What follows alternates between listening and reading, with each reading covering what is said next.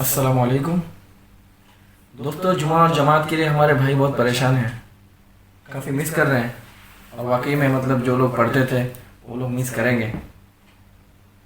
عرض یہ کرنی تھی کہ سچویشن جو ہے ہمارے کنٹرول میں نہیں ہے، اور ہم لوگوں کو چاہیے کہ گورنمنٹ کا ساتھ دے اور گیدرنگ نہ کریں۔ اپنے گھروں میں جمعہ پڑھنا جائز نہیں ہے۔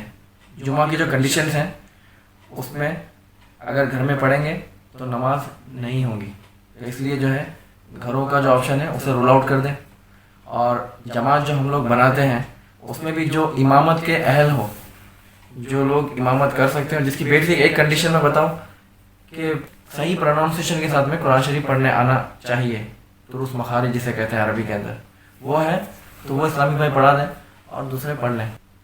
اور تراویح بھی ابھی آنے والی ہے، رمضان آنے والا ہے، اور لاک ڈاؤن کی سچویشن جو ہے کم از کم رمضان کی شروعات میں تو ہونے والی ہے لگتا ہے۔ تو اللہ کرے کہ ہم لوگ سب سے پہلے تو رمضان پانے میں کامیاب ہو جائے، کہ زندگی کا بھروسہ نہیں ہے کون کب تک رہے گا۔ تراویح بھی اگر ہمیں گھر میں پڑھنی پڑے تو پڑھیں۔ 20 رکعت تراویح جو ہے یہ سنت موقدہ ہے، انڈیویجولی بھی ہمیں پڑھنی چاہیے، سنت موقدہ کو چھوڑنا یہ اچھی بات نہیں ہے۔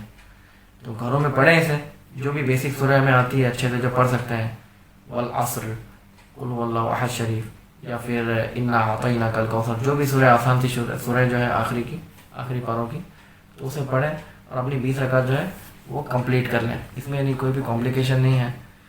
الگ سے اگر ہم لوگ کوئی انتظام کرنے جائیں، گیدرنگ جمع کریں اور دوسرے پہ اقدامات اٹھائیں تو یہ ٹھیک نہیں ہے۔